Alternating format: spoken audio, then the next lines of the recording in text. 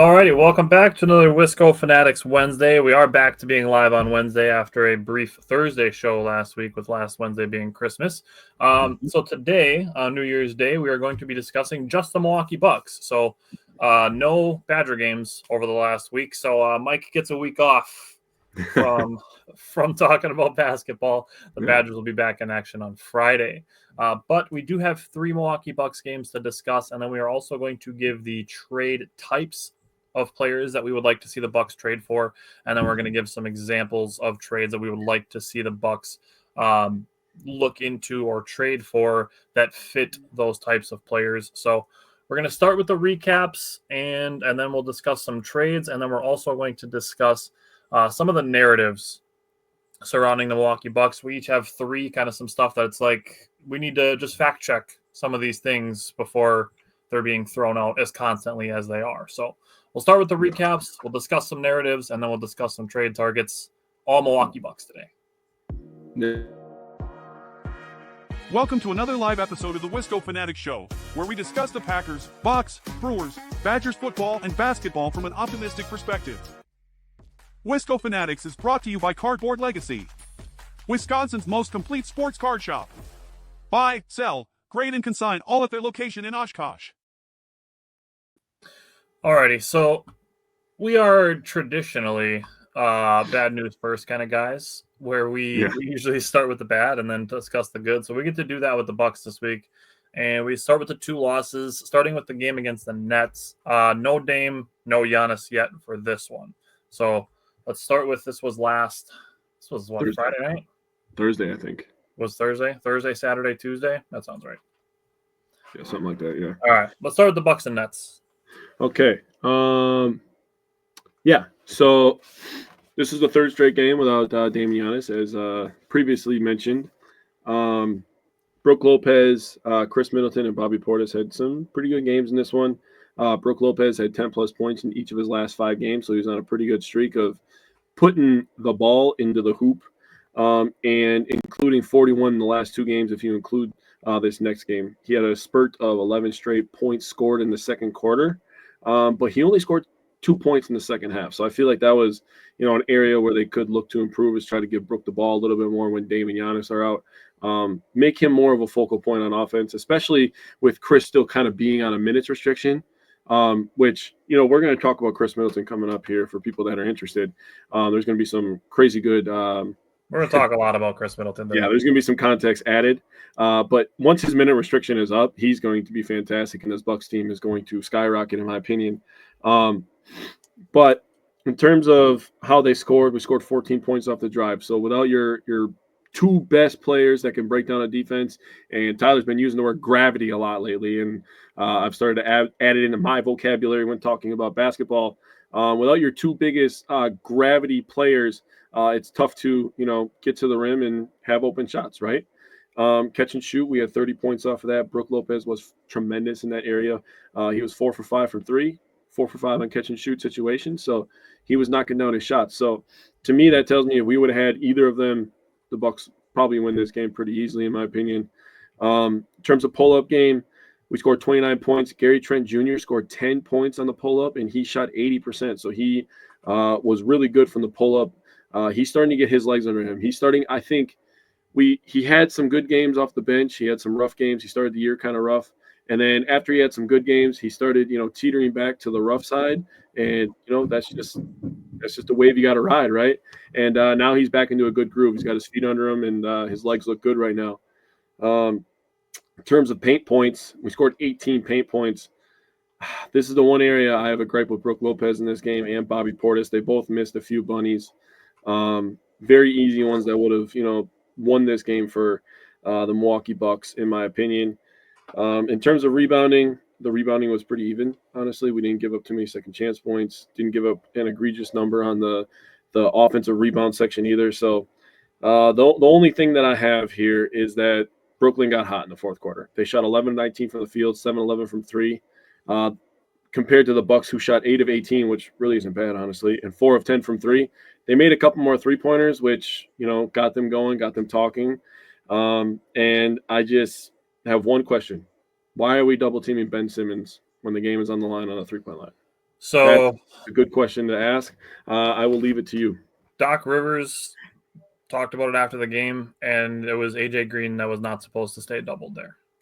AJ Green was supposed to rotate over to Cam Johnson. Just AJ Green in general, not his best game. And I understand it's, AJ Green is a player that we hold, as a future probably starter, but he's a rotational player now. And it's one game.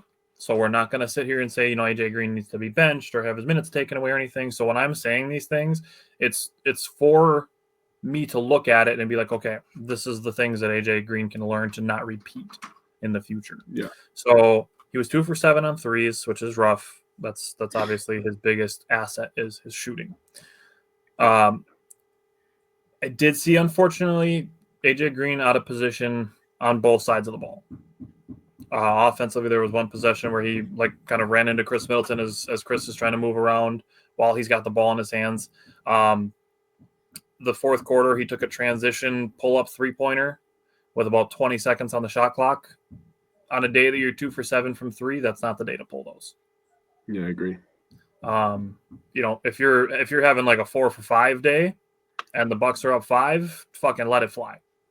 But on a day where you're 2 for 7, those are the ones where it's like, all right, let's wait for some reinforcements here. Agreed. He still good on ball defense. I will not take that away from him at all. But he's got to work on his team defense, similarly to what I talked about with Ajax and Ryan Rollins last week. I agree. The minute 37 seconds left possession, 3.4 seconds on the shot clock. He catches the inbound, and he's looking to pass. Like, that ball, it's got to go up. You don't have time to make a pass there. 48 seconds, and that's when he didn't get back to Cam Johnson defensively. And then Ryan Rollins ran into Cam Johnson, and that became a 4-point play. Yep. The other thing too, this was defensively as well. I think it was Brooke Lopez and AJ Green had Cam Johnson double teamed just inside half court, and AJ Green, being the higher man, let Cam Johnson spin out of the double team. That's a position thing. And it's, again, I'm not saying that AJ Green sucks at defense or anything like that. I'm just saying it's opportunities to learn. Just things that weren't executed now that I have full faith that the Bucks video people will be like, here's what you did, here's how to fix it so it doesn't happen in the future. So I'm not dogging AJ Green or anything like that. Yeah. As a team, 3-point shooting started 1 for 6 in the first quarter, 7 for 12 in the second quarter. There's no coincidence that's when they started to their lead up. 2 for 9 in the third quarter and ended up losing the third quarter by 2 points. And then they were 5 for 11 in the fourth, but only 8 of 18 on field goals. So they shot better on threes than they did on twos. Overall, as a team, 15 to 38, 39.5%. That's not bad at all. This was unfortunately a trend. We need guys to hit the put-away shots. Yeah. There was a couple chances. Bobby Portis and AJ Green both had a couple of chances to hit some shots that would have felt like daggers. And those are the ones that they weren't able to knock down. Unfortunately, for one of those two, it's kind of a trend, unfortunately. But turnovers and second chance points. Bucks had 22 turnovers. 7 of them were by Chris Middleton. I'm going to come back to that. 7 in the first quarter, 13 for the rest of the game is a little bit better. Obviously, you're on pace for 28 turnovers, and finishing with 22 is what it is. Ryan Rollins still needs full court work as far as ball handling goes. He needs to be able to handle 3/4 court pressure with the ball in his hands. Overall, just a couple bad passes. Offensive fouls count as turnovers, so there was 4 offensive fouls in this game. And then the other thing, second chance points. The Nets scored 34 points off turnovers and 13 second chance points. That's 47 out of their 111 points they scored. That's 42.3% of their total. Yeah. So in my mind, that's just, not executing. That leads to over 40% of the Nets points. Yeah. The Nets score 111. I looked at it and I counted the games where they played without Dame and Giannis, but I also counted the first game from after the NBA Cup. The Bucks went 2-2 I'm not like super mad at it playing without Dame and Giannis. They had Dame for one of those games, but without him for the other three. Mm-hmm. The other thing with just the game in general, transition, got to finish your layups as well. You mentioned guys missing some bunnies. That's an opportunity too, where the Bucks had some chances to put some teams away and just kind of missing some ones you would expect them to make. Mm-hmm. And I'm going to end on Chris Middleton. So he had 7 turnovers. With Dame and Giannis both being out, Chris Middleton becomes the lion's share ball handler. We just talked about Ryan Rollins not being the greatest at handling full court pressure. DeLon Wright hasn't been, a big factor. Chris Middleton is your next ball handler. Mm-hmm. So there's that part of it as far as context goes. One of his turnovers counts from the offensive foul. One of them was called in the last seconds of the game where they're just letting the clock run out. So that counts as a turnover. And then I think they gave him a turnover as well. I looked through the entire play-by-play. I only found 6 turnovers. So I think when AJ Green was giving him that handoff, when that shot clock was rolling down, I think they gave Chris a turnover for that as well. Yeah. And in my mind, that's more on AJ Green. No, 100%. So I'm kind of looking at it as more like 6 turnovers, which is still a lot. But offensive foul, so it's essentially 5 turnovers and offensive foul, and actually be 4 turnovers and offensive foul and 2 shot clock violations that aren't really on him. So again, context. I'm not just saying we need to explain away all of his turnovers or anything, or that he doesn't have a problem taking care of the ball, because he did make a couple bad passes. But we'll talk about some of the other stuff. He makes far more good and great passes than he does bad ones. Agreed.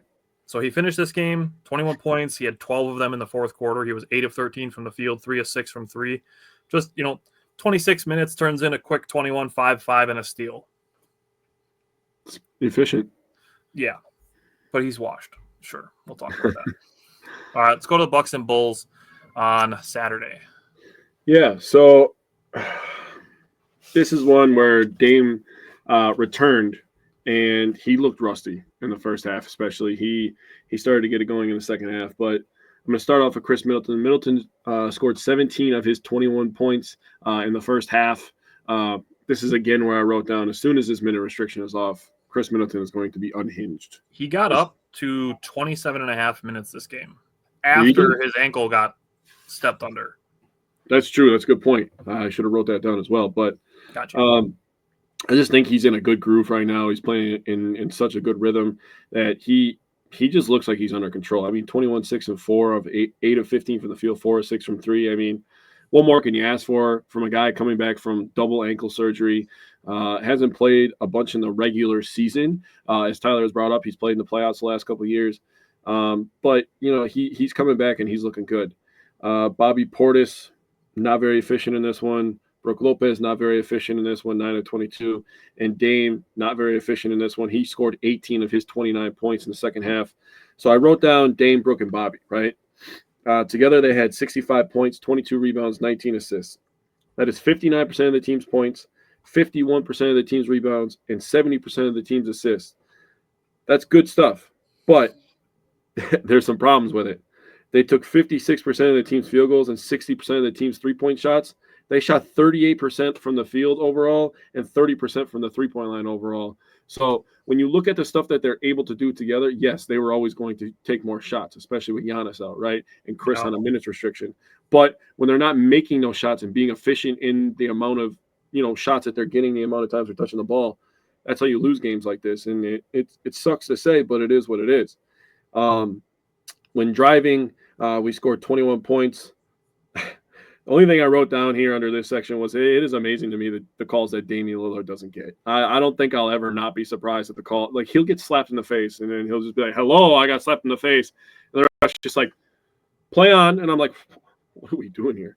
In terms of catch and shoot, we scored 34 points on catch and shoots. That's an improvement from the Nets game.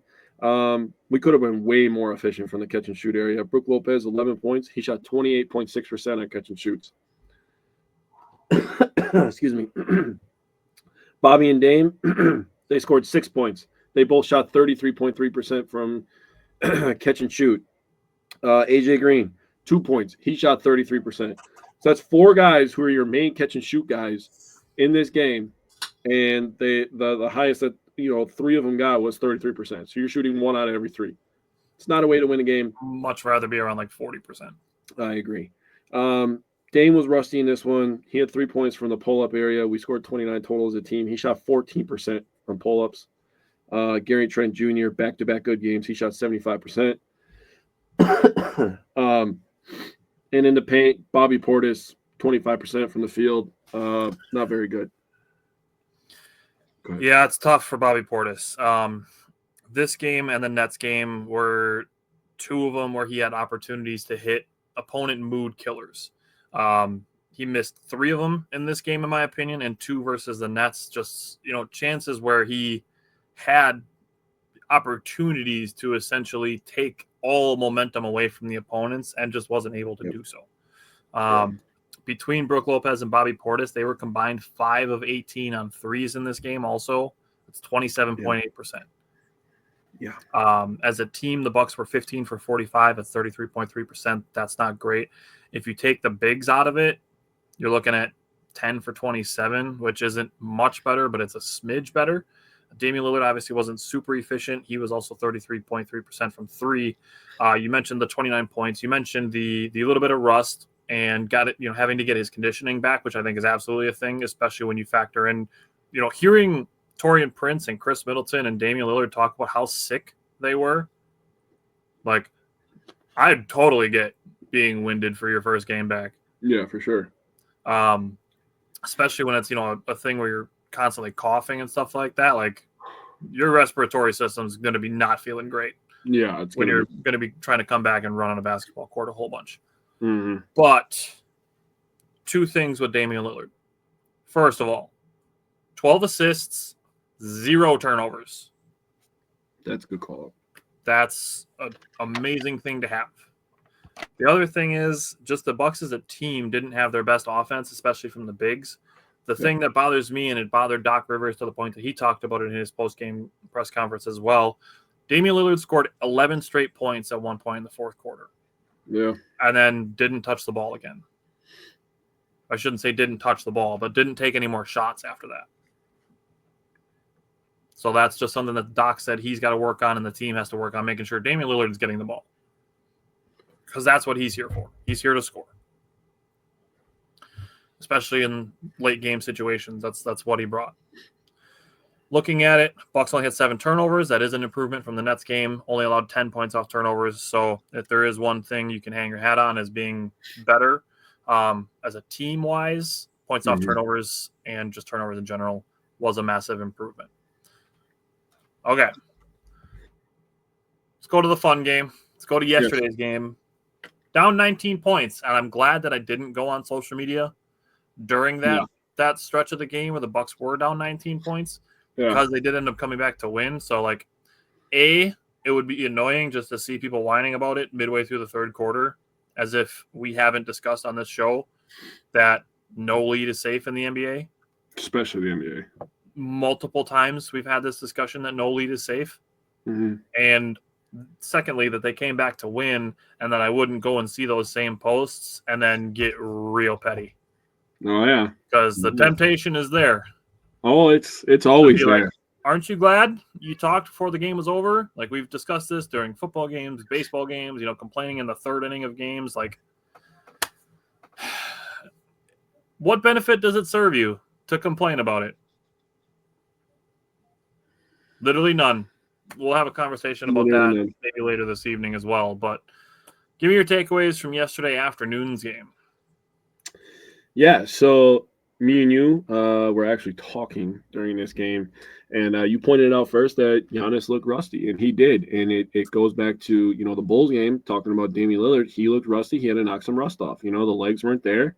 And people think that these guys just play basketball and they're not human for some reason. Same thing with football players. And they're apparently, just because they've put the jersey on before, that they're just supposed to just remember what they're doing. And for me, this kind of sparks a conversation of people comparing their jobs to professional athletes' jobs, which is what they do consistently with pay rate. Yeah, don't do that. It is not the same. Yeah, don't do that. You rolling out of your bed, driving your Ford F-150 into your factory job where you sit there and you're a machine operator is not the same thing as somebody who has to be physically active. because you haven't been physically active in 2.5 years. That's your It's own not problem. the same thing. Like you're talking like there's to use the machine operator example, there's hundreds of thousands of those. Yeah. There's 450 players in the NBA. Yeah. And there's probably about 4 that are in the tier of Giannis. Yes. It's 4 is probably where I'd put it too. I'd maybe even go 3. Yeah, I agree. So, yeah. You are not the Giannis Antetokounmpo of factory workers. And if you are, congratulations. I'm very happy for you. But that still doesn't give you an excuse to go on social media and cry and complain about the Bucks maybe, losing a game on December 31st. But anyways, Giannis ended up looking like Giannis, quite frankly, in the second half, and that sparked the Bucks bench. It sparked the starters, and the Bucks turned it around. But the thing I wanted to talk about is last year when the Bucks were losing games to the Pacers, and the Pacers would be losing, and they wouldn't be saying a word. They'd be quiet as a mouse, and then eventually they would take the lead, and then apparently they had a lot to say. What do we call that? That's a front runner. That's a front runner. So Giannis hits a mid-range jumper. Did not write down the exact time, but it was in the third quarter. He hits a mid-range jumper. Was it the third quarter that I'm talking about? It was the third quarter, yeah. I didn't write down the time when he hit it, but he started. Are you talking about the one to tie the game? Or are you talking about the one that was when the lead was starting to dwindle? When the lead was starting to dwindle, he started talking real heavy. That kicked off the 7-0 run. Yes. No, 12-0 run. Sorry, 12-0 run to cut the lead to 7. Okay, well, Giannis started talking real heavy after that mid-range jumper. Said, "Don't give me that shot." So he's talking while losing. Yeah. And then if you talk while losing and you come back and win and you hit the same type of shot, then you're allowed to talk. Yep. That's how that works. Yep. All right, my cold is getting bad today. So Giannis, all talk, all game, all second half. He was amazing. The bench was a little bit better having Dame and Giannis back. They shot 18 of 38, 8 of 17 from 3. So the 8 of 17 from 3, tremendous. A lot of that is Gary Trent Jr., who was really good yesterday. Hit 2 big-time shots towards the end of this game. And, that's all I have on this one. Looking at it, I'm going to throw in A.J. Green as well because he had a bounce-back game. Looking at it combined, Gary Trent Jr. and A.J. Green were 7 for 11 on threes. If you add in Damian Lillard, those 3 were 10 for 20. That's pretty damn good. That is, everybody else was 2 for 13. So as a team, they were 36.4% from the three-point line. That's essentially league average. I'm going to talk about some threes stuff in a little bit later here. Turnovers, the Bucks had 12. They forced 16, allowed 12 points off turnovers, scored 19, so they did win that category. Also, offensive rebounds, the Bucks had 13, turned that into 21 second chance points. Love to see that. One big thing I had with the first half was that the Pacers had 16 free throws. The Bucks only had 8. So for me, an emphasis would be for the Bucks to get to the free throw line. They did a better job of that. In the second half, they shot 16 free throws in the second half. The Pacers still got there 14 times in the second half and outshot the Bucks by 6 at the free throw line, but only made 1 more. So not a huge advantage there. The biggest thing for this game was it was the first time we got to see Giannis, Dame, and Chris all together in the starting lineup. Yes. You've already brought up Giannis being rusty in the first half, and even a little bit of the third quarter, I thought his shot selection was a little bit iffy. But after that, it locked in, and the fourth quarter locked in the entire time. Not to mention him and Chris were both dealing with foul trouble, but Giannis in the first half, 4 points, 4 rebounds, 3 assists, and 2 turnovers. Second half, 26 points, 8 rebounds, 2 assists, 2 steals. He finished with 30, 12, and 5. Yeah, he was good. Yeah. Dame only scored 9 points. Not his most efficient game either, but I think the Pacers were kind of keying on him a little bit, especially defensively. He finished with 9 points, 4 rebounds, 5 assists, 2 steals. And then Chris finished with 15 points, 6 rebounds, 7 assists. Mm-hmm. If Chris is giving you anything more than 18, 5 and 5, 18, 6 and 6, if he's giving you, 15, 6 and 7, give me that. If he's giving you 14, 6 and 8, like anything where he takes a couple points away, but his assist numbers are going up, that's more points for the team. So that's where player efficiency rating comes in, stuff like that. Yep. So I'm not mad at Chris Middleton for scoring 15 points. You look at the game, the way that this game went. 2 of our 3 best players didn't have their best games. Like Chris was okay from the field, but the Bucks scored 120 points. Yeah. In a game where 2 of their 3 best players weren't at their best. And Giannis was bad in the first half. And Giannis was bad in the first half. And 2 of those 3 were dealing with foul trouble. 2 of those 3 had 4 fouls each. Yeah, dude. 120 points. Telling you, dude. Man, we've been talking about there being a chance of a 140-point game. If all 3 of them are hitting at the same time, shit, the Bucks might have a game this season where they score 150. Yeah, dude, you're talking about Brook Lopez maybe having an efficient game during that. AJ Green's hitting threes. Gary Trent has an opportunity to hit threes. We've seen Taurean Prince be hot. I mean, the offense will be fine. 9 for 11 games too. Yeah, the defense. Never mind. You know what? I'm not going to go into it because I'm going to talk about Greg Buckner. So we're going to get there too. Yeah, I'll leave that be. I was just about to go on a tangent. All right. Is there anything else you wanted to say on the games from last week? Nets loss was a little bit tough. The Nets just got hot in the fourth quarter. Bulls, okay, good for them. They won a game against the Bucks. Congratulations.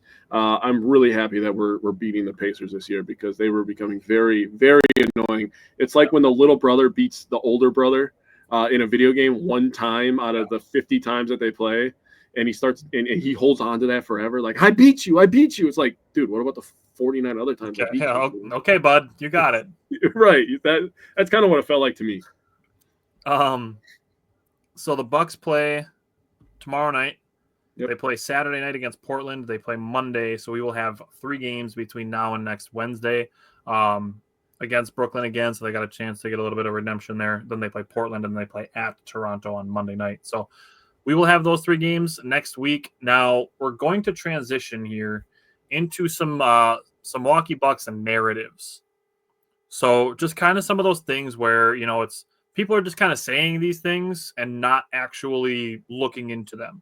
Yeah. Or things that people aren't talking about enough and why they should be. So where do you want to start? I say, so how I wrote it down is I went Chris. So let's start with Chris. Okay. Middleton. And then I'll go to my Dame section after that. All right. Do you want to give the context or do you want to give the numbers first? I just want to give the reason why I picked what I picked, and then you can give numbers and you can put that little extra spice on the top. Like when people put the sprinkles on their ice cream. It's good. I got you. I got the numbers for you. Okay. So I wrote down as Chris Middleton being the vocal leader. So my reasoning for this is now this requires people to have to actually sit down and watch the games. Yes. But when you watch the games, who is the guy that is barking out directions on offense and defense? Consistently on both sides. Now, we see Dame do it from time to time. We see Giannis do it from time to time. We see Doc over there. They always show Doc. He's the coach. But who is the one guy when he comes into the game that everybody looks at and they're just like, he is in charge. I am the captain now. I have literally watched Chris Middleton call entire defensive plays on side outs on defense. He was talking to Bobby and AJ Green, and he was telling them, this guy's going to come down, this guy's going to come up, he's going to loop around. He's literally pointing all of this stuff out. Like, hey, you come here, you loop around here, you go over here, and literally the ref handed the ball to the opposing player, and that is literally what happened. And I was like, holy shit, he just called the entire play. Now, another thing why I think he's the vocal leader is because who did they hand the ball to throw the ball in? Who's the guy that does all the passing in? Yeah, you're right. Chris Middleton. Yeah. Now, when the guy that's throwing the ball in, the coach usually trusts that guy's basketball IQ. Yeah. They think he's a good passer. They think he's going to make a very educated guess. And Giannis is very good at the lob passes to Giannis from the out of bounds, the side out area. Yeah. I mean, out of bounds too. Baseline out of bounds. But the side outs, he's very good at the passes there as well. He's the one directing traffic on all this stuff. Offense, defense. So when you're watching the game, I want you to contextually watch this stuff now, because this is the point where Tyler and I are at with watching games. We watch little things like this where the Bucks will turn the ball over. And Tyler talked about this last week. I believe you talked about this. Mm-hmm. Maybe some miscommunications on a pass every once in a while. It's just a dap up and a talk, right? Yep. So Chris Middleton is the one barking out all the orders when he comes into the game, which is why I really like when he gets minutes with Bobby Portis, because he can keep Bobby engaged. Yeah. That's really why I love him with Bobby. So that's why I think Chris Middleton is a little bit underrated in the vocal leader aspect. So definitely watch that closely. He's like the coach on the floor. Yeah. What I would say too is when there's timeouts on the floor and they're going to commercial, hang out before you see David Gruber. Like watch as the guys are going to the bench, watch who's talking and who they're talking to. Mm-hmm. Because that's a lot of times where you'll see Damian Giannis talking. Mm-hmm. You'll see Chris, he'll pull guys aside and he'll be pointing out and, doing the X's and O's on the floor as well. Mm-hmm. And the thing that you brought up with the turnovers, it's a high five and they're moving on to the next possession. It's not about, trying to blast people for making the mistakes. It's about trying to understand the intention which they made the mistake with. Mm-hmm. There was a pass last week that I brought up that Chris Middleton was trying to throw a pass to Gary Trent. It was low and it went between his legs. Gary Trent Jr. knows that Chris is trying to make a kick out to Gary Trent Jr. to shoot a three. That's why they brought him here. So Gary Trent understands the intention with which Chris Middleton was making that pass. Mm-hmm. It's not, Chris made another turnover. Now we need to stop letting him handle the ball. That's just dumb. Understand the intention. So now I'm going to give you the numbers. No, I love this. Chris Middleton is washed. He's so bad. We should trade him for CJ McCollum. First of all, no. Yeah, no. Not only does that make the Bucks smaller, gives them less chemistry, makes them worse on defense. I mean, everything you just talked about. But looking at Chris Middleton, he has made 7 or more field goals in 4 of his last 5 games, made 3 or more field goals, or 3 or more threes in 4 of his last 5 games. And his efficiency since entering the starting lineup the last 5 games, he's 36 of 68 from the field. That's 52.9%. He's 15 of 27 on threes. That's 55.5%. Damn. And 9 for 10 from the free throw line, which is 90%. So since returning to the starting lineup, 53, 55.5, 90. Now, Chris Middleton per 36-minute numbers, because I'm still seeing people being like, oh, Chris Middleton only had 15 points. He's only been playing in the mid-20s of minutes. His minute restriction has to be right around 25 to 27 based on what he's playing. In those times, if you look at his numbers per 36 minutes, he would be averaging 21.1 points, 6.6 rebounds, 8.4 assists, 1.4 steals, and 4 turnovers. You could deal with the 4 turnovers when he's giving you everything else.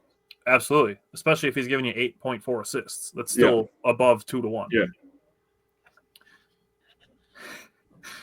You want to know just another guy that, doesn't have the playoff performance that Chris Middleton has, at least recently? Who? The guy I'd compare him to is Paul George. Ooh. Paul George, who was given a massive contract this past offseason. You look at his per 36-minute numbers, he's playing without Joel Embiid, so he's not having to share the ball as much as Chris Middleton does playing with Giannis and Dame. Per 36 minutes for Paul George, 17.6 points, 6.3 rebounds, 5.4 assists, 2.2 steals, and 3 turnovers. Damn. Not good. Chris Middleton per 36 minutes is literally giving you better numbers than Paul George. Stop saying Chris is washed. It's stupid. It's dumb. It's not true. The number's literally right in your face. Chris Middleton is giving you what he's always given you. Mm-hmm. And doing it more efficiently. So, I mean, I'm not going to go as far as being like, yep, All-Star Chris is back, but he's playing at a high level. He is playing at a high level. He's in a good rhythm. All right. Which one do you want to do next? Let me get my Dame context, and then I can get in some numbers after that. Because I have some numbers on I'm going to talk about Greg Buckner, and I'm going to talk about Lopez. So let's do all the players, and then I'll get into the coaching. All right. So I wanted to talk about Dame being an underrated leader. So when people watch Damian Lillard play basketball, they're usually impressed with his quick release and deep range, right? Those are the two things when you think of Damian Lillard, you're like quick release and he shoots from really far away, right? Yep. He's also really, really good at his ability to break down a defense with a handle. He's a good playmaker for others, and he takes advantage of his impact on the offensive side of the floor. But the thing that people don't see is how often he's talking to the young guys on the bench. There has been a number of times this year where I've seen him sitting next to Ryan Rollins, whether he was in the game or out of the game, and he's showing Ryan Rollins, oh, this is why I did this. This is why I did this. Now, this is where when we traded for him, I thought, okay, maybe Marjan, because there was rumors of Marjan and Dame kind of getting along. I thought, okay, maybe Marjan will take that jump now. Yeah. And, unfortunately for the Bucks, that hasn't happened. But it doesn't, discredit Dame's leadership, Right. Talking to these young players. Right. People, obviously they talked about Dame and Giannis's connection, right? And Dame and Giannis are always talking. Yep. And I believe because Dame wanted it so bad, and this is not a knock on Giannis, but I think because Dame wanted it so bad, I give him a little bit more credit for it starting to work out a little bit more this year. Dame was going through a lot of stuff coming into Milwaukee last year. He had a clean off season this year, and you could tell that he's not playing, with a heavy heart every night, and that makes a big impact. The person that I think that I see Dame talk to more, other than Giannis, is Brook Lopez, and those guys have some unwritten chemistry. That they really do, especially pick and roll. Yeah, Brooks has such good screens, and again, Dame is so talented on the offensive end and he could stretch the defense. And to Brooks' credit, he can stretch the defense pretty far too. He had a heat check against the Nets. Well. Yeah, the pick and pop works well too. Yeah, he had a heat check against the Nets that was fucking ridiculous. Yeah, he was damn near the logo. I was like, oh hell no, you should not be doing that. That's crazy. Good times. But I really appreciate Dame being a leader for this team, and I think it goes unnoticed. And one more thing I wanted to point out is they appreciate him so much as a leader that he called 2 challenges last night or yesterday afternoon. Yeah. So I wrote that down and I was like, he actually won a challenge. And I think he maybe could have won both challenges, honestly, but I don't think the refs wanted to give him the second one. I didn't think that was much of a foul. I think that was more of a play-on situation. But, they trust Damian Lillard's opinion so much. And this was on defense. I'm just talking about offense, but he won a challenge on defense yesterday. Defensively, yeah. So he's made a much bigger impact on defense, getting lots of tips. He's been barking out orders on both sides of the ball. So I just want people – the reason I wanted to pick these 2 things is I want people to start watching some of this stuff. Don't just watch box scores. Don't just watch shots that they make and they take. I want you to watch the nuances of this team and understand the construction of why we made moves for certain guys. So that's the stuff that we're trying to get into, the nitty-gritty stuff. And why they keep certain guys around. Yeah, 100%. Like Brook Lopez. Yes. I like that. That's good stuff. The one that I want to give just on the player side of things, and this is kind of an NBA-wide thing more than it is strictly a Bucks narrative, but it's shooting too many threes. Yeah. And I think actually the Bucks could stand to shoot a couple more threes per game. So the Milwaukee Bucks are currently 15th in attempts per game at 37.3. I've been saying during our shows for the last couple of weeks, my goal for them is to be around 40. Mm-hmm. That would put them around 6th in the league. They are currently 7th in the NBA in made threes per game at 14.5. Mm-hmm. 3-point percentage, they are 2nd in the NBA at 38.9%. So if you're making the 2nd most percentage, I'd like to see them shooting more than, just middle of the pack. They're 15th in the NBA in attempts. If you're 2nd in the NBA in percentage, raise the attempts up, and I think that's something that can help the Bucks score, somewhere between 3 to 10-ish more points per game. It's not going to be every single game that the Bucks are going to go from averaging, 112 to 122, but it's just one of those things where if they average 112, shooting a few more threes a game that they're making at an above average percentage, I think is something that can help move them farther up in scoring.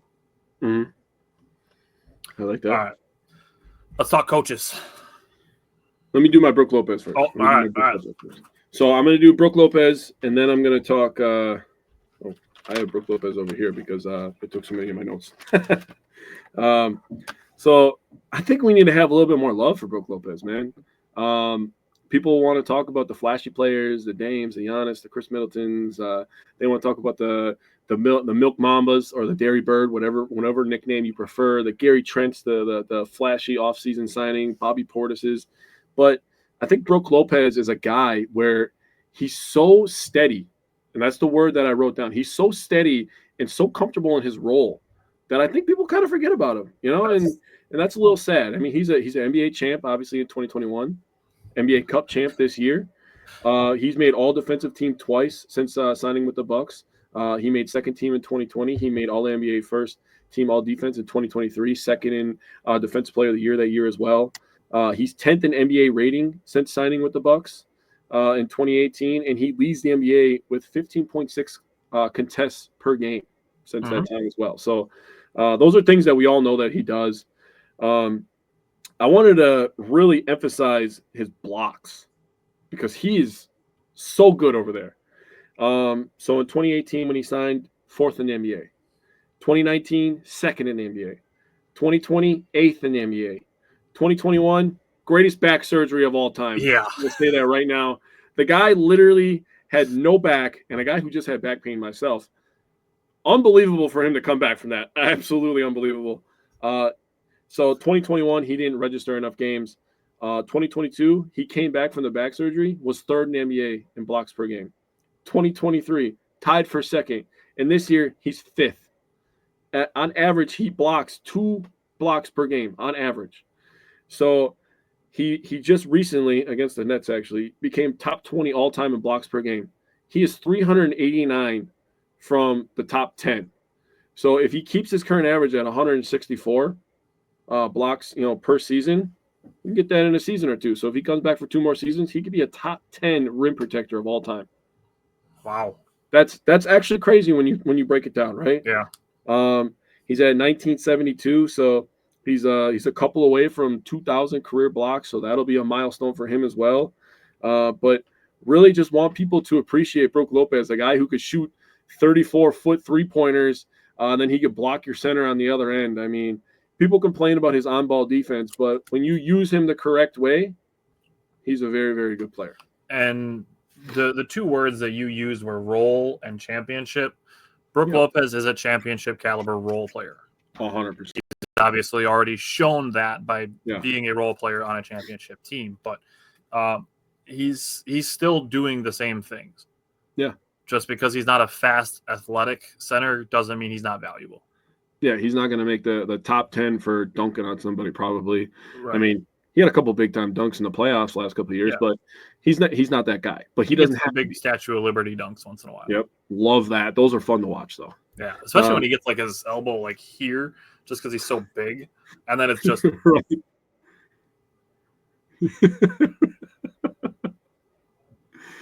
Like if Godzilla was going to dunk a basketball, that's what Brook Lopez does. Dude, you just gave me an idea, but keep going. Why don't you go in your doc section? Let's talk coaches. I just want to discuss the narrative, and I still see it every time there's a loss or something that somebody just wants to complain about in general. The generic fire Doc comment comes out.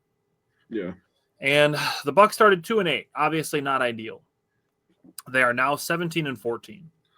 2 other guys that I want to look at in this same time frame through the first 10 games was Nick Nurse, who was also 2-8 and is now 13-17, still 4 games under 500, and Mike Budenholzer, who started 8-2. Yep. And people were like, "Oh, we shouldn't have fired Budenholzer," even though the entire Heat playoff series and the 2022-2023 season was built on Fire Bud. Mm-hmm. The Suns and their loaded ass roster are now 15-17. Oh. Since the first 10 games of the season until the calendar changed, this was before the calendar even changed. We're talking about 7 weeks. November 11th is when the Bucks were 2-8 and the 76ers were 2-8 and the Suns were 10-2 or 8-2 in their 10 games. Mm-hmm. The Bucks have had an 8.5 game swing from where they were compared to Phoenix and Mike Budenholzer. Weird. Also Nick Nurse, who people wanted hired over Adrian Griffin, and I wanted absolutely no part of. You were correct. And now they have all this fucking dysfunction, but that's also based on one of their players. But that's neither here nor there. Because I'm here to talk about Doc Rivers. Now, when the Bucks were 2-8, their opponent field goal percentage, they were 17th in the NBA.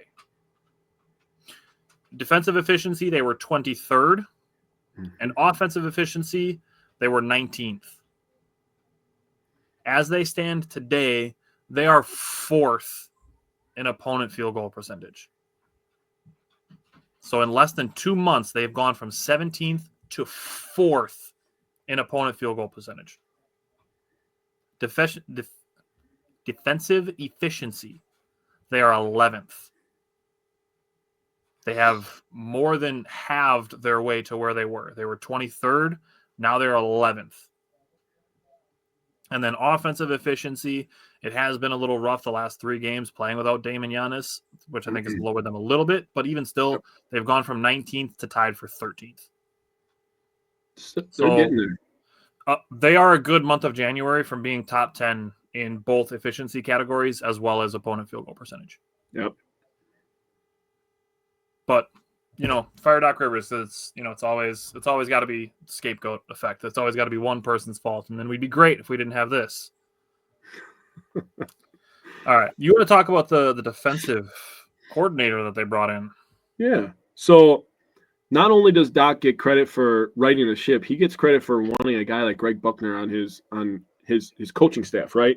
Yep. So you were correct about November 11th. I wrote down the wins and losses, defensive rating, defensive rebound per game, steals, blocks, opponent second chance points, opponent fast break, opponent paint, and opponent turnovers.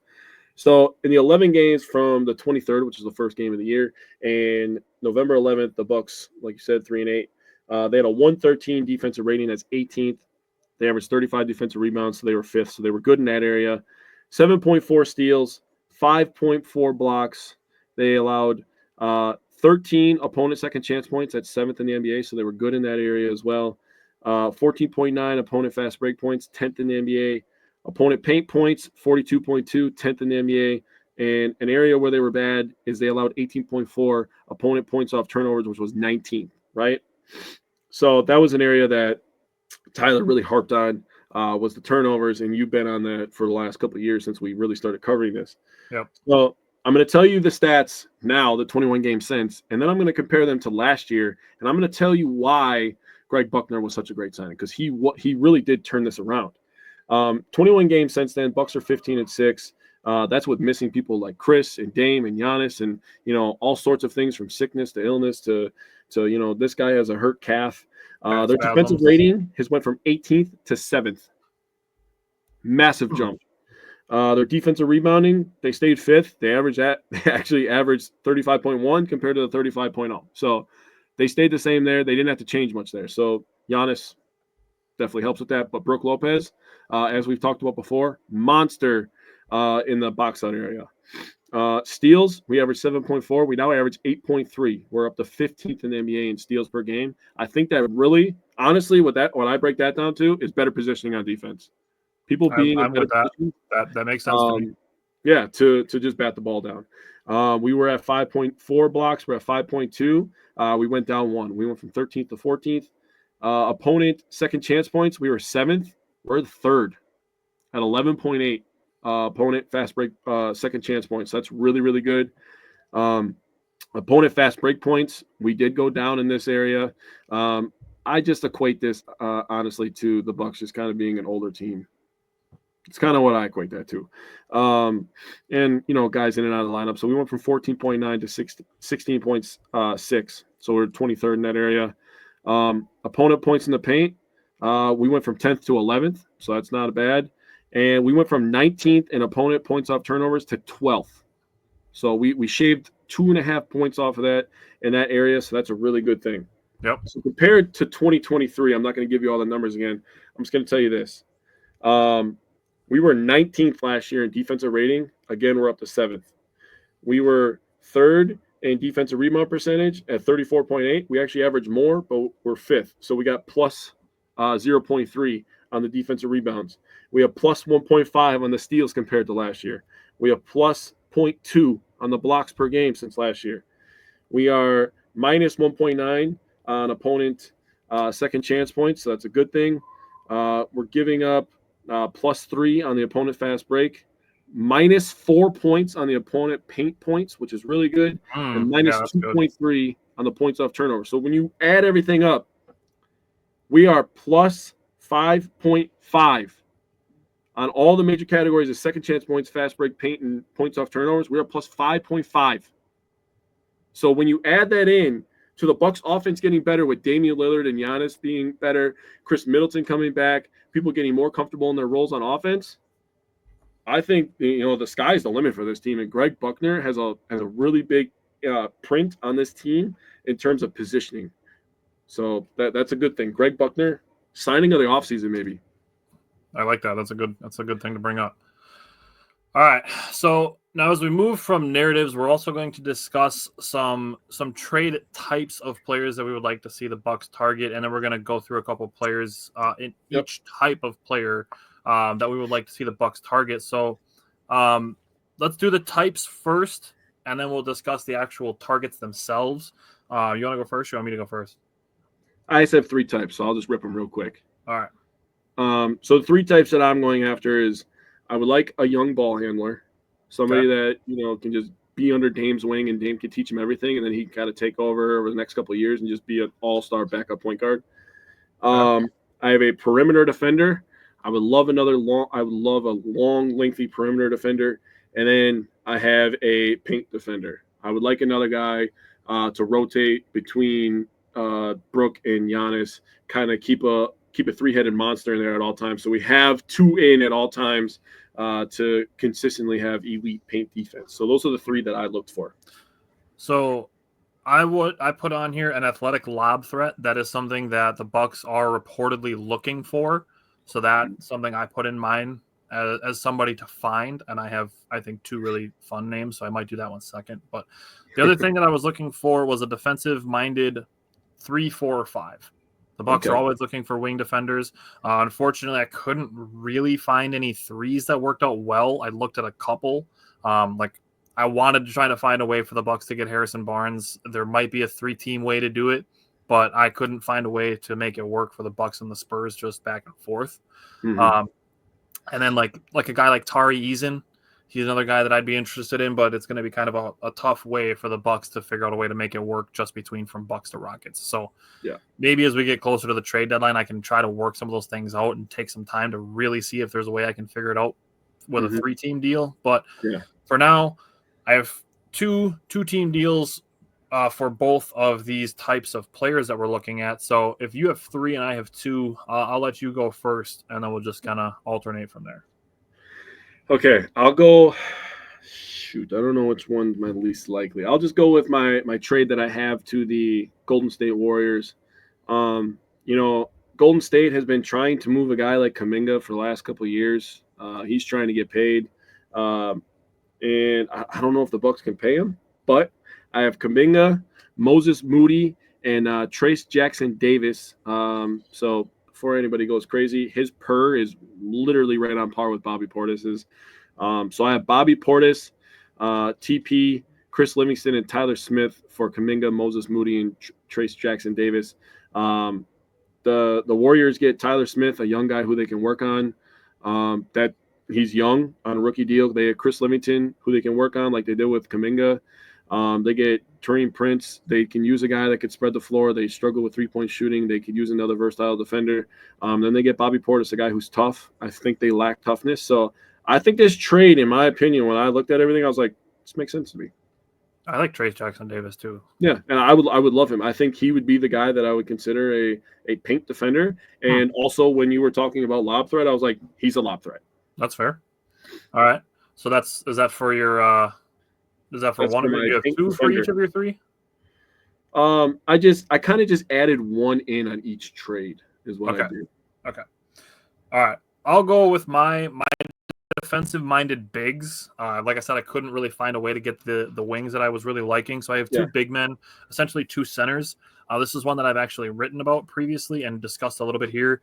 And it's Robert Williams III and 2 second-round picks for Bobby Portis. Essentially, the Bucks get a defensive-minded backup center and 2 second-round picks for assuming the risk that Robert Williams III carries with his injuries. Okay.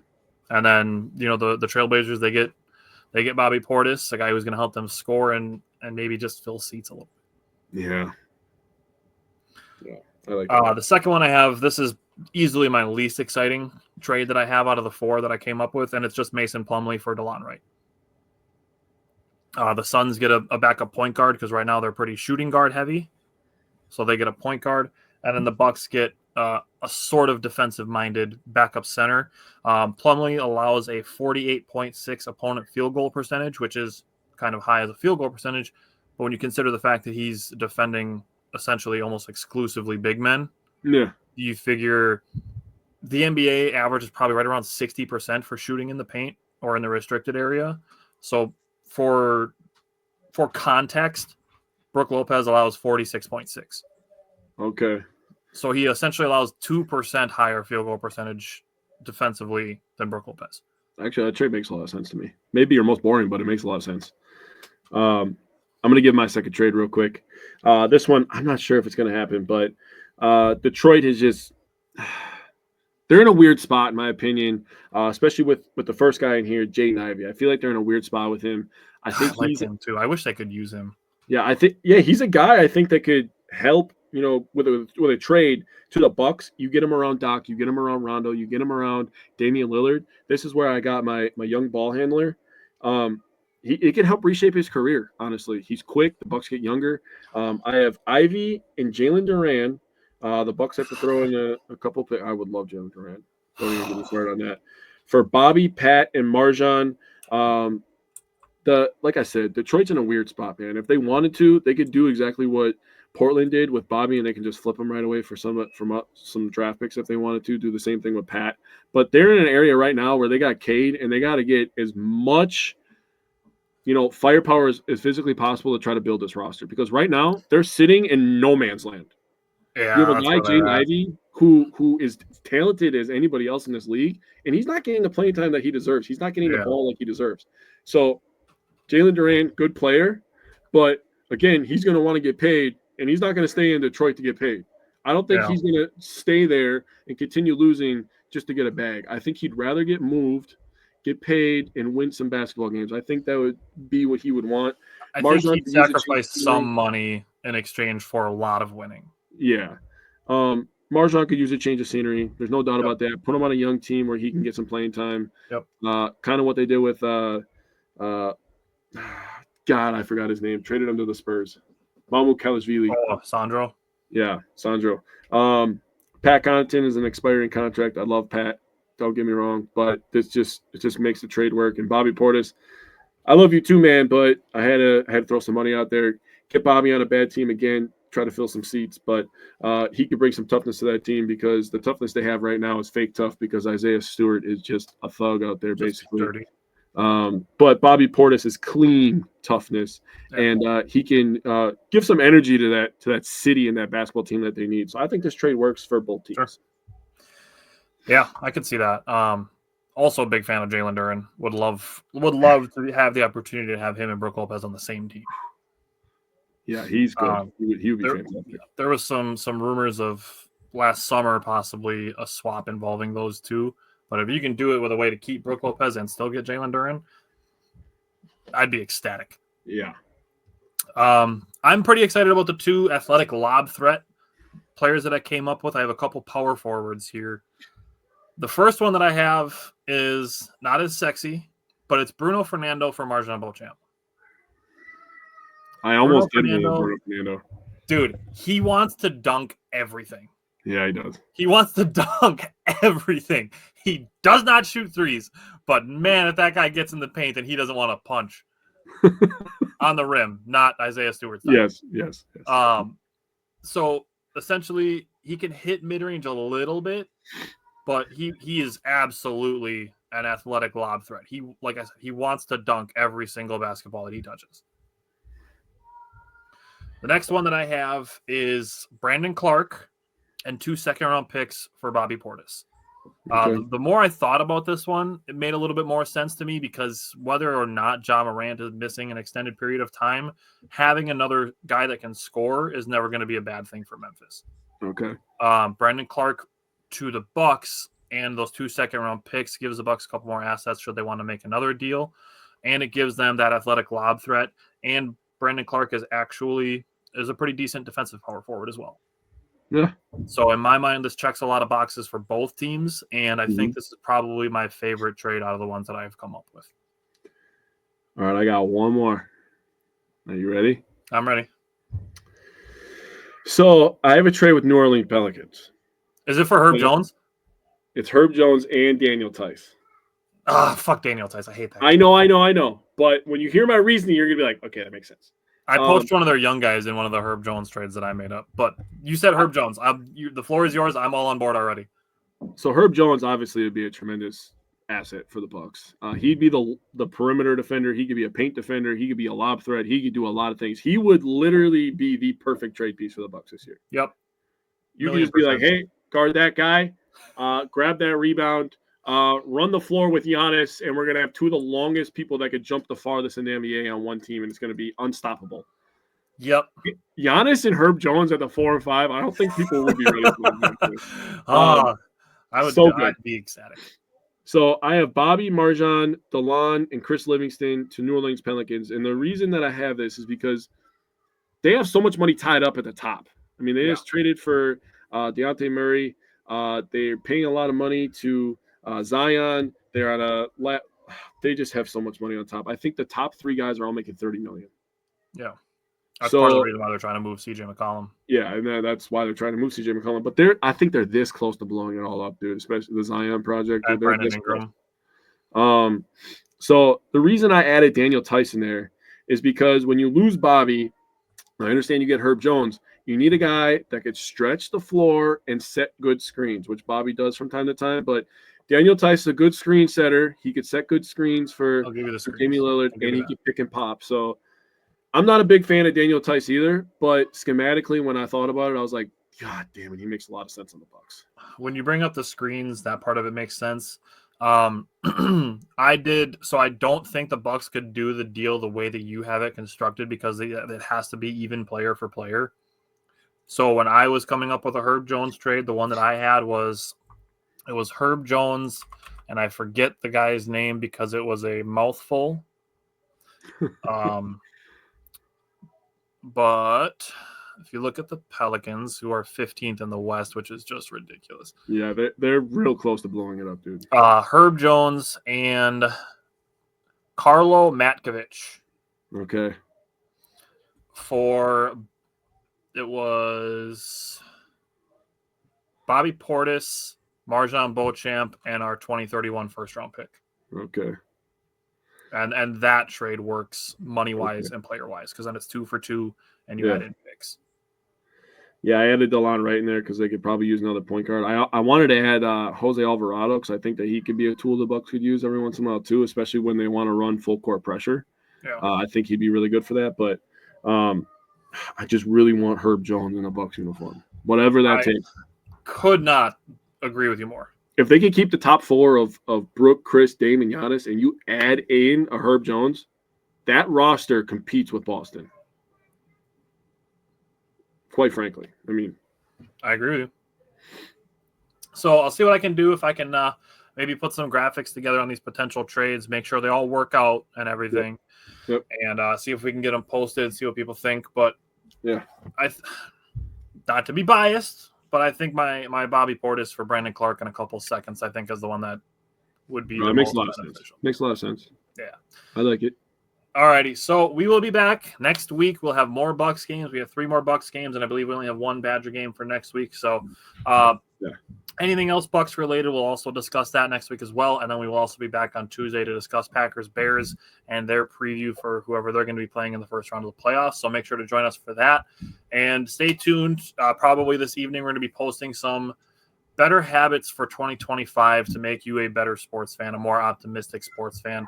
And these things will be able to benefit you for life as well, not just for sports. So keep an eye out for that as well. And we will talk to you guys next week, and go Bucks.